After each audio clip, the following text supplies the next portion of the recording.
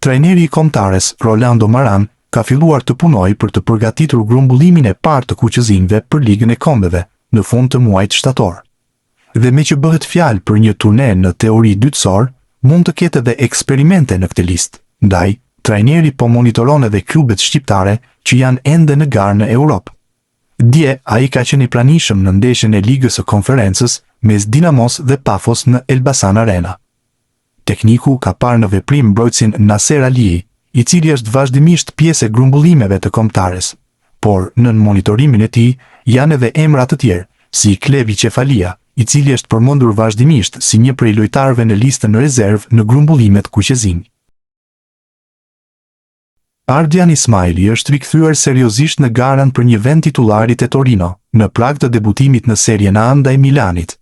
Sfida e parë e kampionatit do të luhet më 23 gusht dhe trajneri Abate po vlerëson alternativat për të ndërtuar formacionin më të përshtatshëm. Dilemat kryesore janë në repartin defensiv. Komert, i cili luajti si mbrojtës i majt në treshën e Prapavijes në ndeshjen e Kupës së Italisë, nuk dha një paraqitje bindse, duke bërë që Abate të rikthejë në konsiderat mundësinë e aktivizimit të Ismailit nga minuta e parë.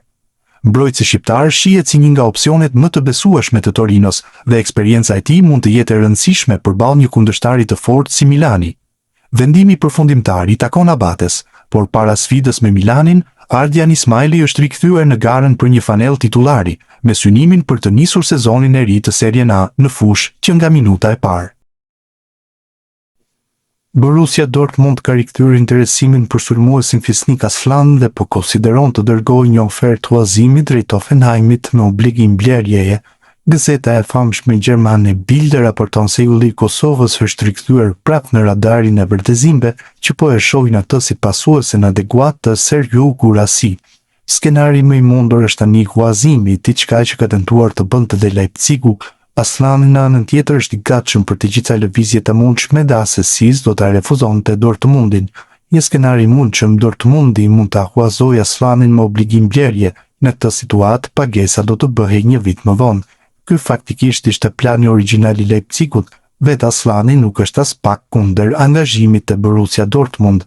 Megjithatë, për ta kompletuar këtë lëvizje Dortmundi fillimisht duhet të largojë Silvan, i cili po kërkohet në skuadra spanjolle e Real Betis. Aslani javë më parë ishte afër kalimit te Leipzigu, megjithatë marrëveshja thuhet se dështoi në fund, shkaku që lojtari i Kosovës dështoi në testet mjekësore, por nuk ka asgjë të konfirmuar lidhur me këto raportime. Qendërsulmuesi i Shqipërisë U19 Enis Recep ka nisur flak sezonin e ri me Stuttgartin U19, 8 gola në 3 ndeshje. Në përballjen e fundit kundër Bayern Munich të kësaj grupmoshe, talenti kombëtares shënoi vetëm 5 gola, ndërsa sfida u mbyll 6-1 për Stuttgartin. Sikurse mos të mjaftonte Manita që 18 vjeçari shkaktoi pavarësve, me story në radhës në rrjetet sociale i ka prekur gjikantët gjerman në nder. Recepi shfaqet para emblemës së Bayern Munichut, ndërsa tregon numrin 5 dhe ku vjen në trajt shoplake për rivalin, numri i golave të shënuar. Rej Manaj ka nisur sezonin e ri larg pritshmërive me Sivasporin. Sulmuesi shqiptar zhvilloi 90 minuta edhe në humbjen 2-0 ndaj Kayserisporit, por nuk arriti të ndihmonte skuadrën të gjente golin. Pas disfatës, Manaj u drejtua tifozëve të Sivasporit përmes një postimi në Instagram, duke shprehur keqardhjen për rezultatin. Ju kërkoj falje për këtë humbje. Do të vazhdojmë të punojmë dhe të japim gjithçka për t'ju bërë të lumtur në ndeshjet e ardhshme. Ishte mesazhi i sulmuesit shqiptar. Performanca Manajt në 2 javët e para të kampionatit ka ngritur pikpyetje për formën e tij. Ai ka luajtur 180 minuta në total në sfidat ndaj SN Rockspor dhe Kayserispor, duke regjistruar 8 tentativa për goditje, por vetëm një prej tyre ka përfunduar në kuadratin e portës. Në këto 2 ndeshje Manaj ka prekur topin 64 herë. Sulmuesi shqiptar, i cili pritet të jetë një nga lojtarët kryesorë të Sivasporit në repartin ofensiv, nuk ka arritur ende të gjejë ritmin e sezonit të kaluar. Pas dëmtimit që pësoi sezonin e kaluar, Manaj po përpiqet të rikthehet në formën e tij më të mirë. Edhe trajneri Sivasporit Ismet Tashdemir ka evidentuar problemet e skuadrës në fazën sulmuese pas humbjes me Kayserisporin.